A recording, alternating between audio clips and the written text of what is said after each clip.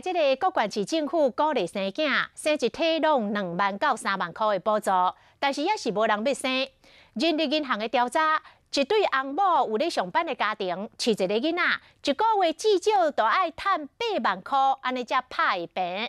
若要生活品质较好咧，至少都爱10万。所以，毋是歹生，实在是饲袂起。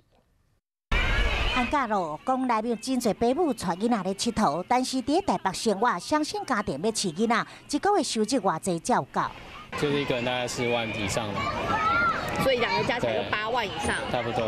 超过就是10万块以上啊，收入是10万。但我觉得在台北市其实生活压力蛮大，其实2个小孩的教育费1个月大概就要3万6。民众讲伫台北生活真正无简单。 人力银行做的调查，8成5结婚的上班族，认为家庭一个月收入8万5以上才有够，算算一家伙3个人，厝租2万5，教育费2万，伙食的2万，保险1万，其他的费用1万。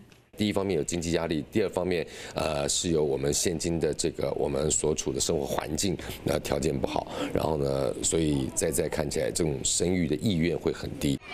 各县市鼓励生育政策，补助大放送，补助金上最前几名，离岛的朋友一体3万，连江县是一体2万，第3体以上的有8万。若是本岛补助上最，就是桃园彰化有3万块的补助，台北新北是每体2万。但是就算补助催生，去年规冬生育率数字也是无起色，这少子化加上老年人口渐渐增加，连怎互民众愿意生饲会起？看来政府的政策可能怪加油。